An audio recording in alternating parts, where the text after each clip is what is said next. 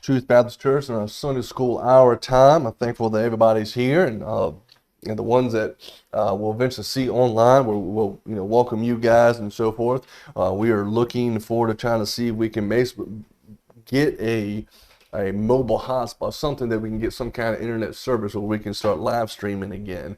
And I've looked at a few things that I possibly can do for that.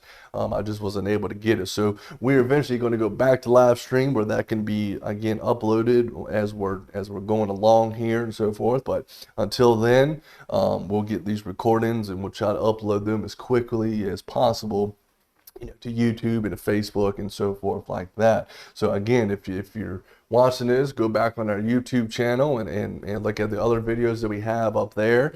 Very good videos, and I'm going to try my best to get some more and more videos posted from our previous time when we were on our previous page as quick as I can.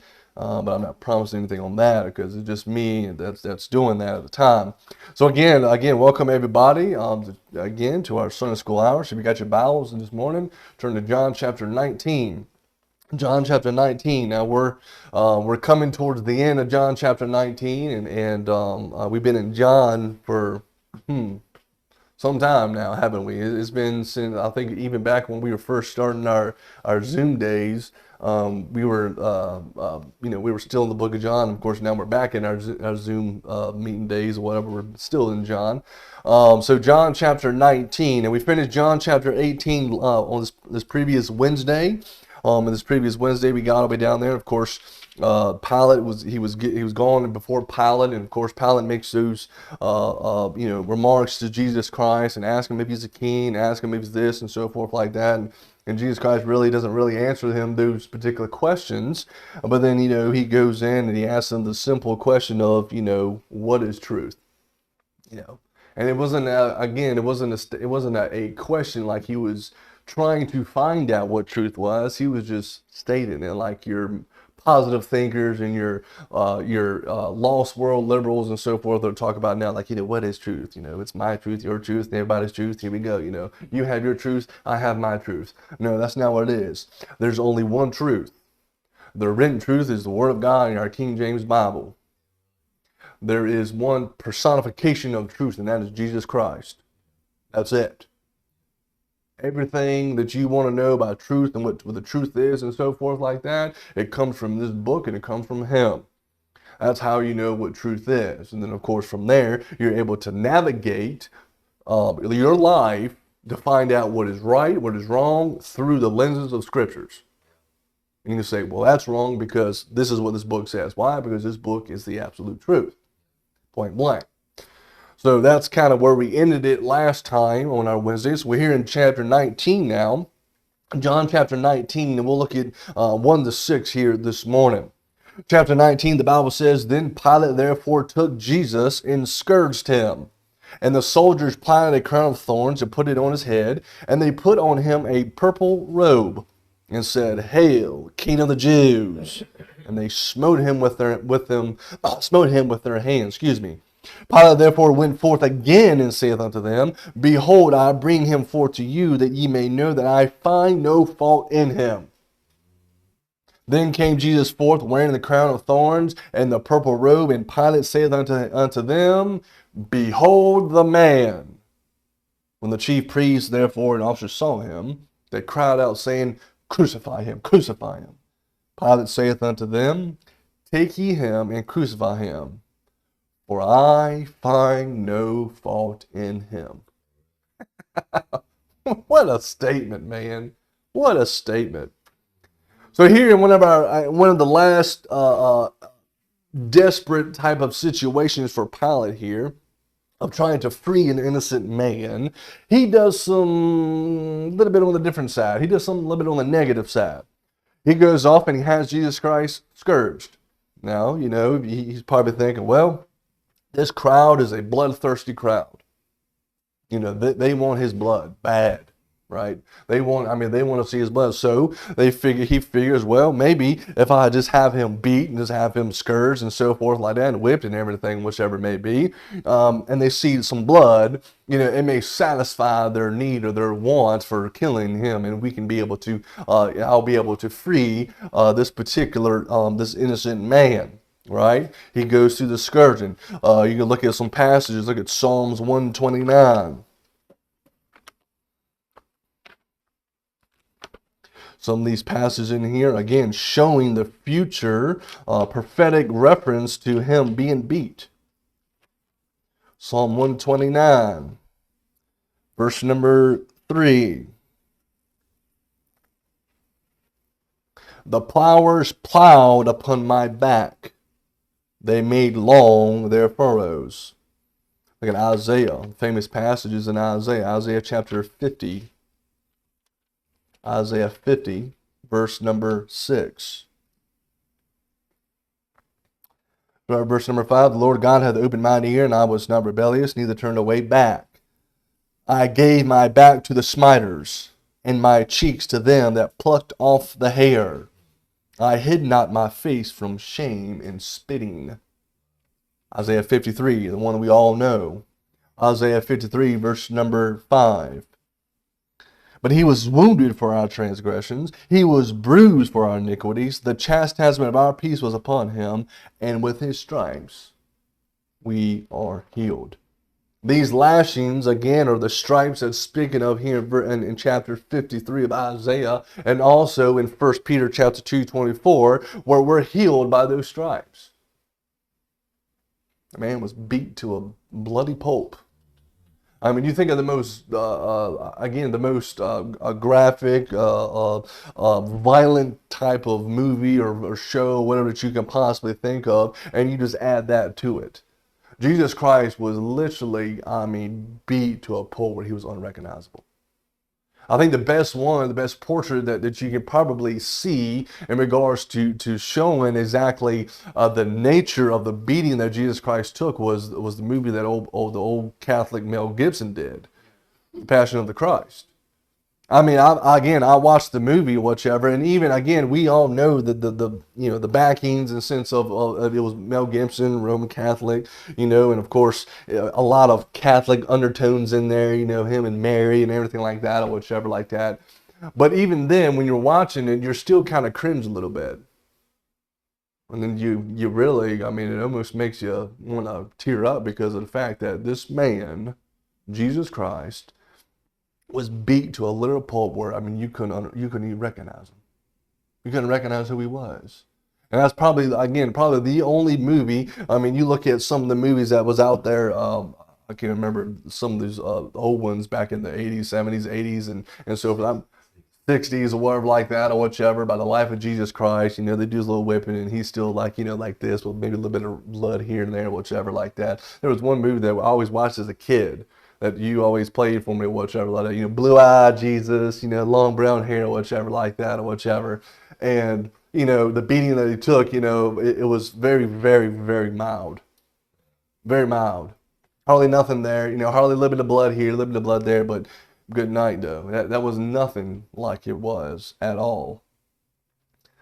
When they laid it on him of the cat o' nine tails, again, what they say it was again this particular whip that had like bone and glass and metal and so forth like that in this particular whip here. And what they do is they will lash it upon his back and it'll come around and it'll take hold of his skin. And when they yanked it off, it literally just ripped his flesh off. He did that for you. And he did that for me. Good night, man. He did all that. And as they're doing that, they're laying your sins on it and they're laying my sins on it. And not one individual that was in that hall knew what they were doing. Look at Mark 15. This is what the hall is called. This hall is called in Mark chapter 15.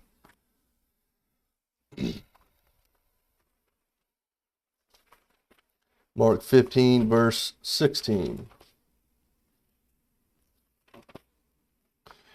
We'll start verse 15. And so Pilate, willing to content the people, released Barabbas unto them, and delivered Jesus when he had scourged him to be crucified. And the soldiers led him away into the hall called Praetorium, and they called together the whole band. All right, so they're going down this little particular hallway, this hall situation over here, and they bring the band, they bring these guys out, they bring all the soldiers out and so forth, and they start whipping them, and they're mocking them and so forth like that. After the whipping, they mock him, they take a crown of thorns.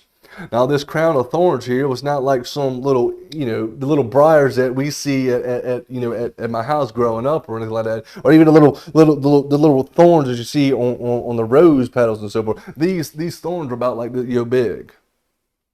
I mean, they were some big mamma jammas.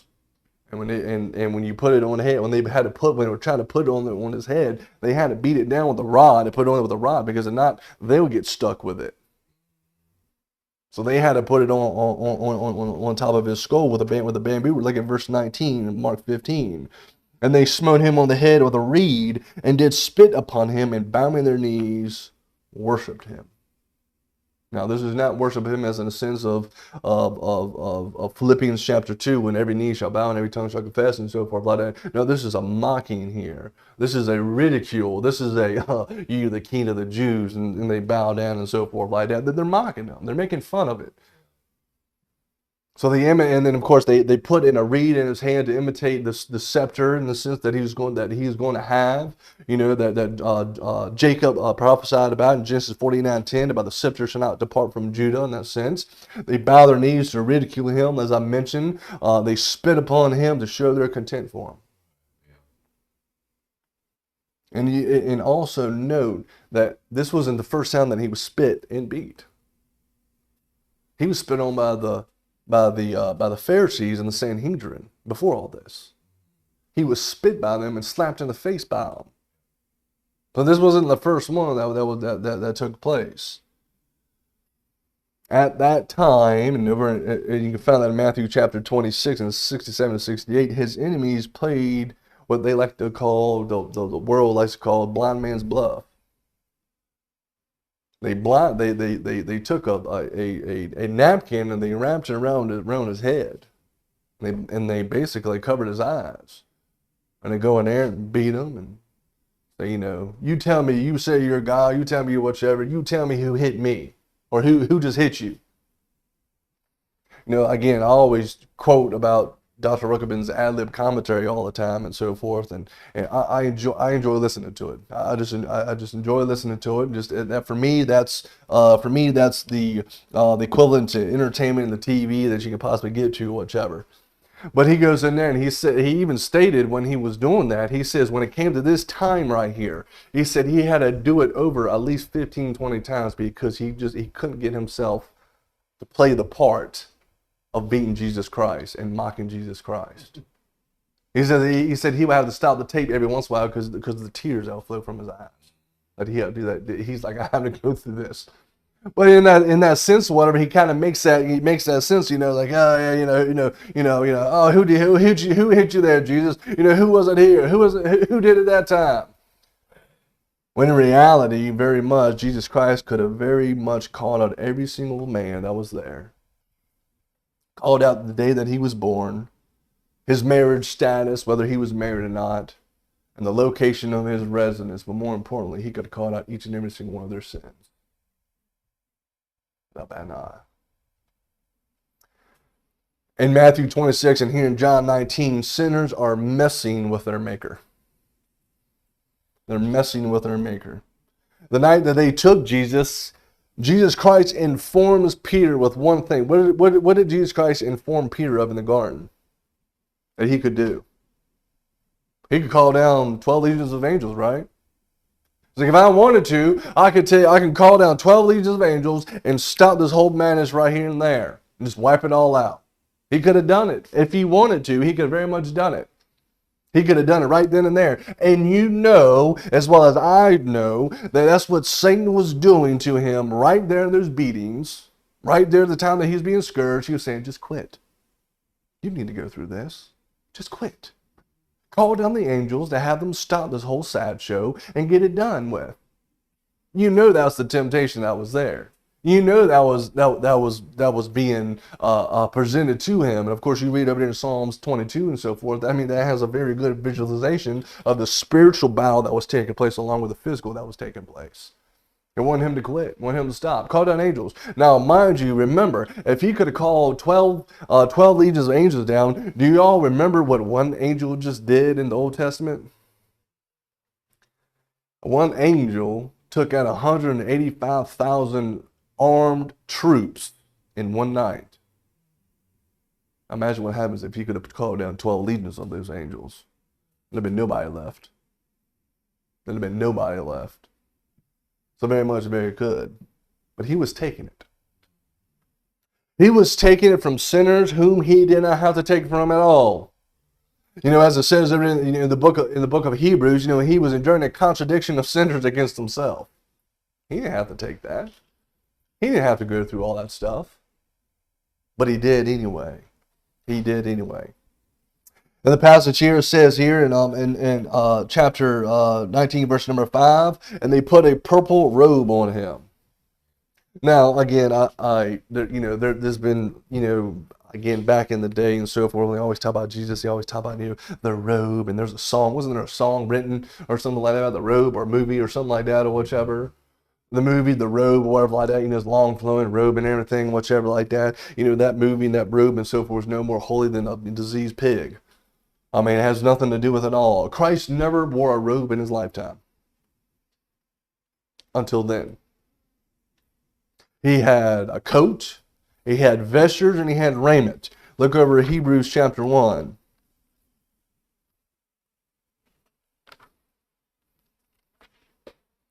I meant to look up these other passages, but all this in there. But I think I have to look over here. But Hebrews chapter 1, verses 11 to 12.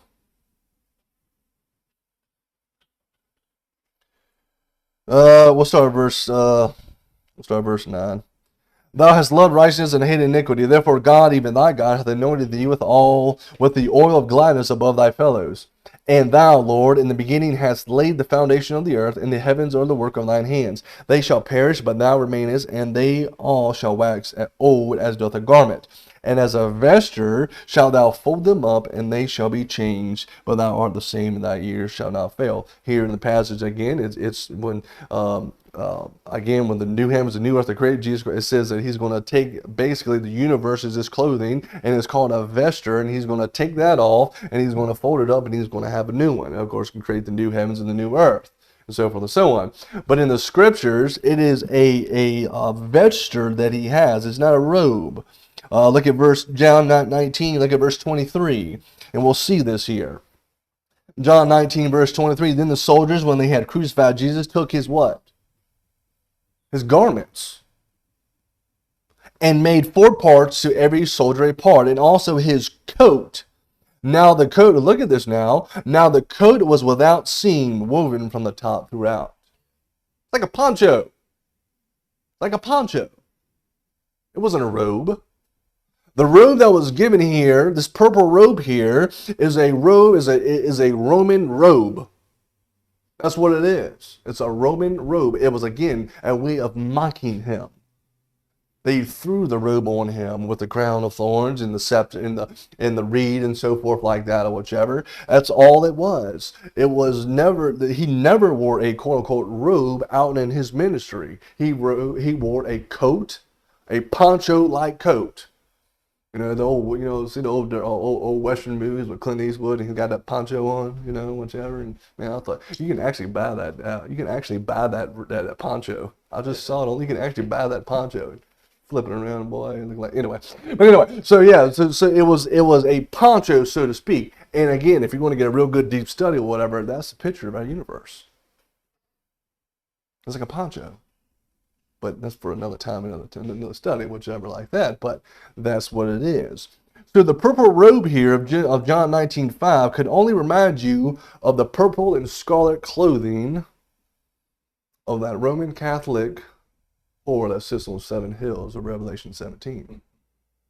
It was a Roman robe that was given there. That's what it was. All right.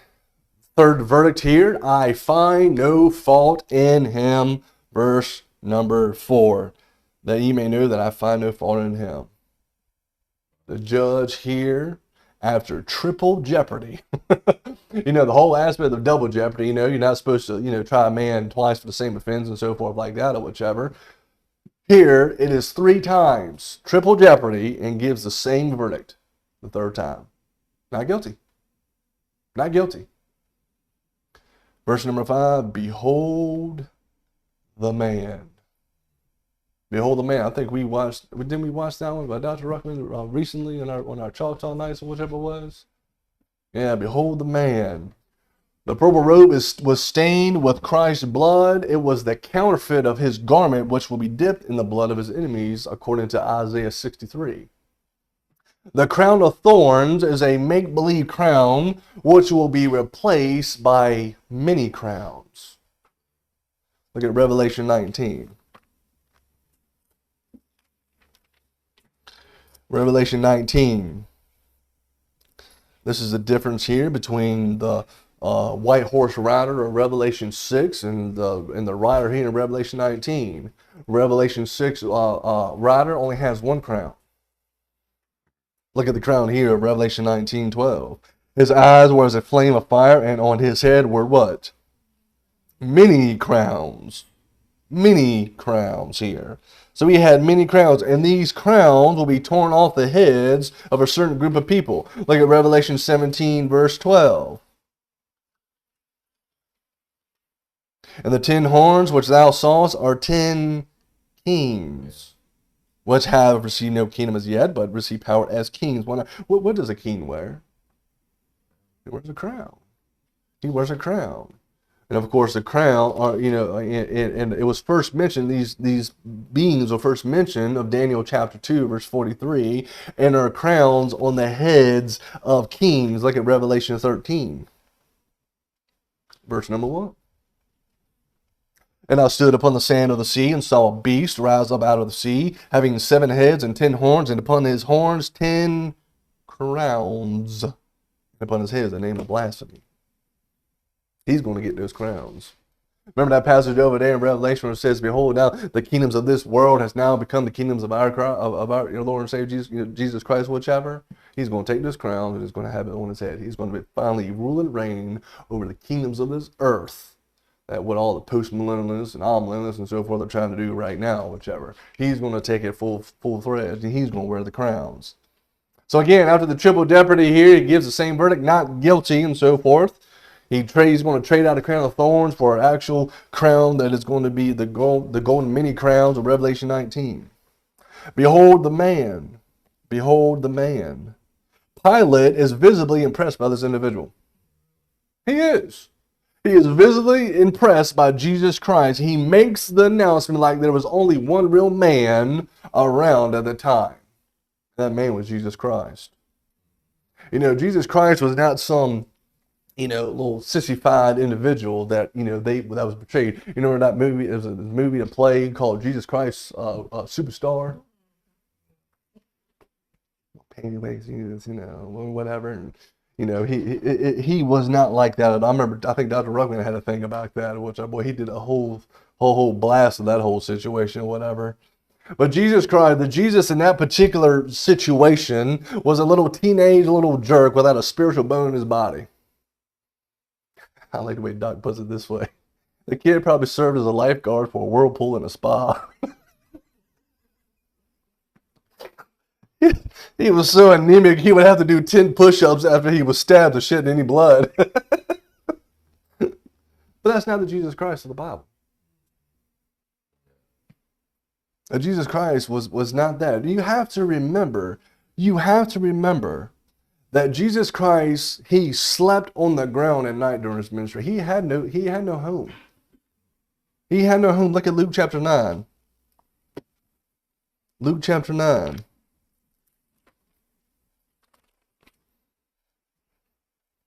Luke chapter 9, verse 57. And it came to pass that as they went in the way, a certain man said unto him, Lord, I will follow thee whithersoever thou goest. Verse 58, and Jesus said unto him, foxes have holes, and birds of the air have nests. Saying they got homes. They have places to go to. places to go to at night, but the Son of Man hath not where to lay his head. He had nowhere to go. He was literally just a guy without no home, just traveling around. That's all he was. He slept on the ground at night. But not only that, we have to remember he was a first century carpenter for over 18 plus years. Now, again, you look at carpenters and basically construction workers, guys, and so forth like that. Do you really see a very weak thing, little weakling for those guys? I mean, I've seen guys where they have taken sheets of plywood. And walked up the ladder and just threw it up there like it was nothing. I've seen guys who have taken, again, reams of shingles or whatever by themselves up and down the ladder right there and sent them down. I mean, these guys are tough men. These guys are men's men, so to speak. Well, of course, and again, they're rough. They have calloused hands and everything. They're not some, unfortunately for me, I get blisters every once in a while. But these guys, they're hard. I mean, hard hands and everything. These were tough dudes. These were tough guys. Jesus Christ was a carpenter. Imagine back in that day. He didn't have all the power tools. You understand? He didn't have the lathe. He didn't have the table saw. He didn't have the circular saw. He didn't have any of those types of equipment that was going on. It was all done by hand, by a blade, by an axe, or whatever it may be that was done by, again, hand saws and so forth like that or whichever. Everything done. No power tools. He was a tough dude. He was a tough guy. He was a man's man. He wasn't like what the modern Christian portrays Jesus Christ out to be. Just this, swaying individual, this, catching butterflies and everything like that. And, you're fine. No, he wasn't like that at all. Like one preacher said one time, he was not a butterfly catcher. He was a lion tamer. That's who he was. That's who he is. His companions, who was his friends? Behold his friends. Who was his friends? Commercial fishermen. Let me ask you something. Have you ever been out with some actual commercial fishermen? You ever watched that show? What is that show that was on Discovery Channel one time? They were catching all these deep sea stuff or like that or whichever. There's some tough dudes. Cousin dudes, some wild dudes, some rough dudes. But that's who his friends were. Again, they didn't have the easy ways or the modern types of way of fishing and so forth like that. Now they had nets. You ever been net fishing? You ever been to cast it out a net or net fish before? I never have. I've seen it done. You're gonna have some into yourself. We're gonna be able to pull some of those nets, pull some of this fish up. These were strong dudes. These were men's men, so to speak. This man here, the man, is a man's man. He was not some with long robes teaching just positive thinking, positive, none of this stuff. Behold his life. Behold the man, behold his life. He went through his childhood. I can imagine probably through his childhood or whatever. He was probably ostracized. He was probably kind of from his brothers and his sisters. It shows through the scriptures that they mocked him. They didn't really believe him. Only one did. Only one eventually did, and that was after his death. Come on, you folks that's got brothers and sisters. Picking on each other. Slapping on each other. Everything, whichever. And just imagine, again, Jesus Christ being the oldest, being the first one in the family, so to speak, or whatever like that. And yet they were doing that to him. I guarantee they were. Went up and raised, of course, and then he goes off and he does his ministry, and the whole Sanhedrin, all the Pharisees hated him, despised him, because he was wild, because he was calling out the truth. He was calling out their sins, calling out who they were and so forth like that. They couldn't stand the thought of him at all. So he had everybody, in a sense, against him. That was of the religious crowd, the religious leader crowd, or whatever it was. They were all against him. They didn't like him. And one time, again, at the beginning of his mission, he had thousands and thousands of followers or whatever. And then he makes that one simple statement over in John chapter 6, about, you're going to have to eat my flesh and drink my blood and so forth like that. And they're all like, what did he just say? What did he just say? He just said, I'm going to have to eat, I'm going to have to gnaw on him and drink his blood. He's like, no, stupid. My words are spiritual. I'm thinking to you a spiritual type of situation. And it says many left. Many of his followers left him after that. He looks over his disciples and says, y'all boys going to leave me too? At the end of it all the way up to this time point here in John chapter 19, he had hardly nobody. Nobody. John was the only one that was kind of there. He stuck with them to the very end. But everybody left him. Behold his death. I mean, again, we're talking about right here what's going on here with his death. I mean, the beatings that he took. Again, just the agony and the torture that he went through. His enemies. You ever want to know about a real man, how a man is? Look at his enemies. Look at his enemies. His friends, his influence. Behold his portrait. He was not a man to look on to. Look at Song of Solomon first. Look at Song of Solomon.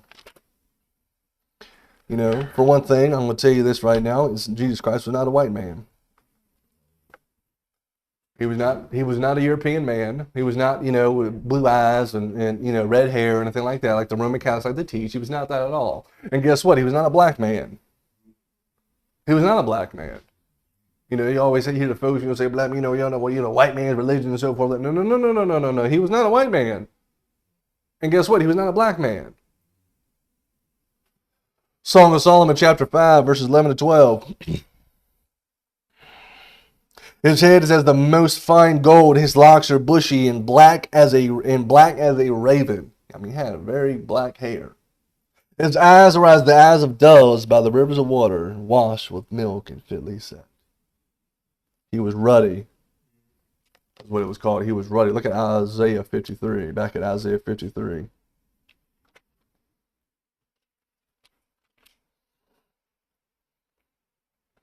He was not someone to really look upon. He was not really much of an awe of a person, so to speak. You know what I mean? He wasn't like Absalom. Remember Absalom? Absalom was fair to look upon. He had that long, wavy beach hair, running around or whatever. Everybody loved Absalom. Of course, his hair was the end of him. But anyway, that's who I believe the Antichrist is going to show up as. Antichrist is going to show up as a very, very well kind of a good-looking type of individual. An individual that people will be in awe of. Isaiah 53 verse 1 and 2, who hath believed our report, and to whom is the arm of the Lord revealed? For he shall grow up before him as a tender plant, and as a root out of dry ground. He hath no form nor comeliness. And when we shall see him, there is no beauty that we should desire him. That's who he was. That's who he is.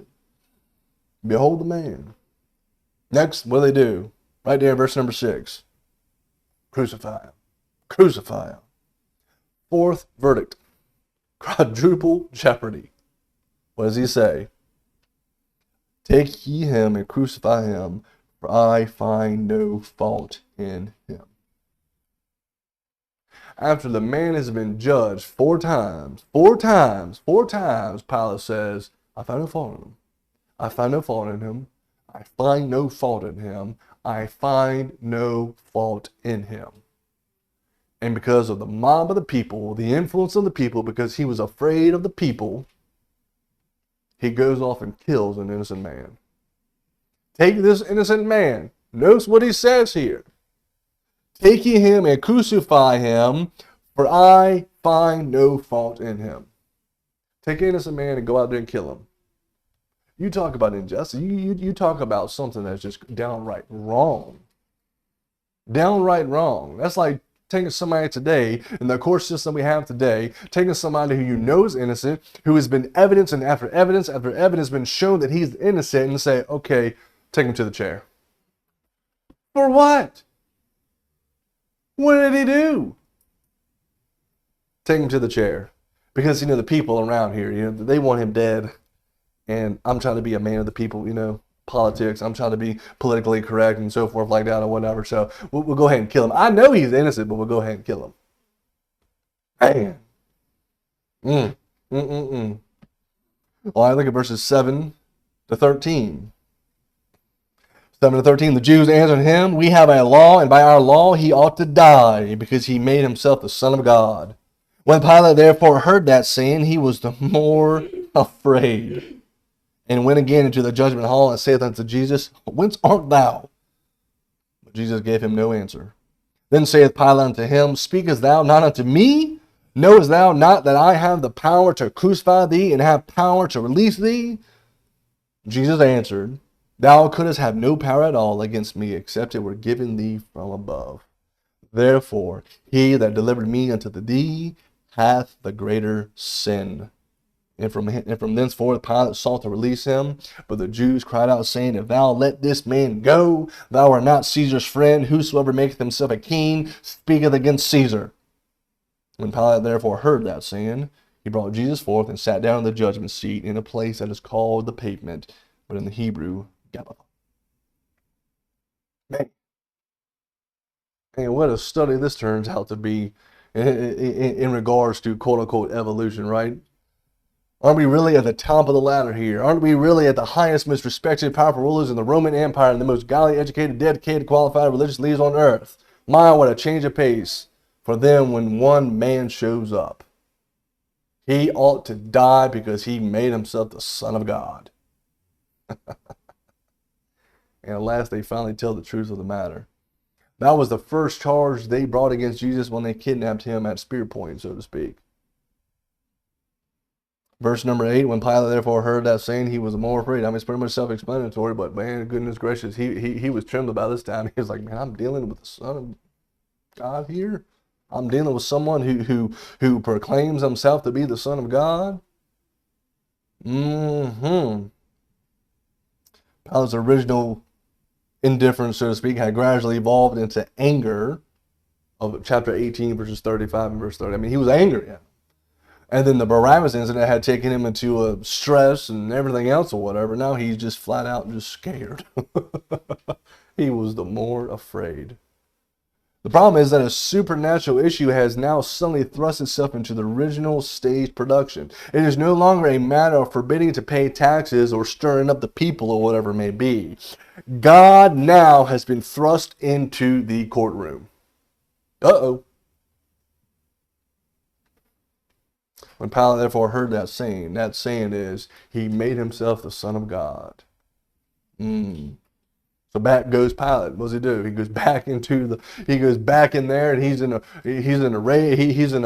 a hurry, so to speak. He goes back into the judgment hall. He grabs Jesus by the shoulders and says, whence art thou? I got the question. Not one commentator in 1,000+ years could get the connections. They understand that he is inquiring as to Christ's origin, but all fail to note how stupid really the question was in the view of the fact that Pontius Pilate knew exactly where Jesus was from.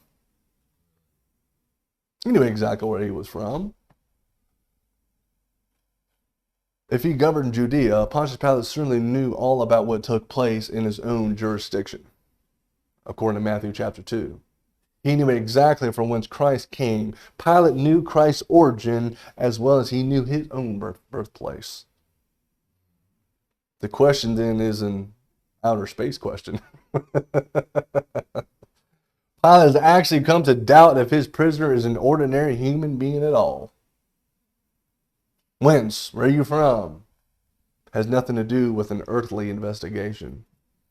When old Pontius Pilate had verse 7 laid on him, so to speak, he immediately remembered the words of his distraught wife. Look at Matthew chapter 27.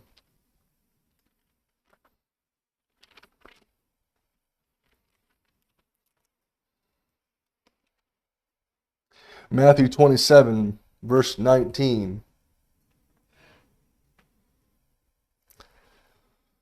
Matthew 27:19, when he was set down on the judgment seat, his wife sent unto him, saying, have thou nothing to do with that just man? For I have suffered many things this day in a dream because of him.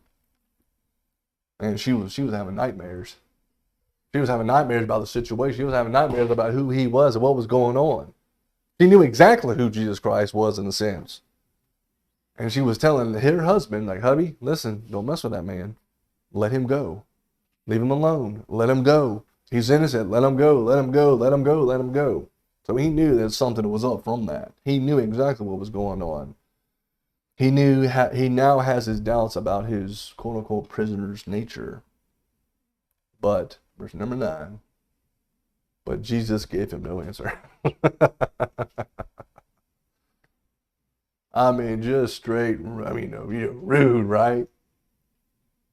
Not you hear your mom, somebody asks you a question, be very polite to them and answer them. No, he got to the point now, he just basically point blank looked at him, just stared at him.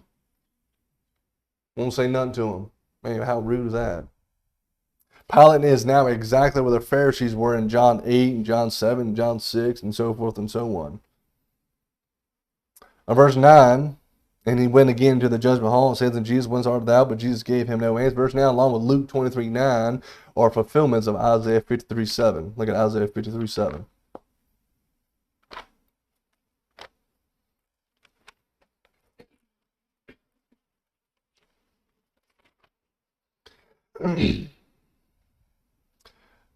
Isaiah 53:7, he was oppressed and he was afflicted, yet he opened not his mouth.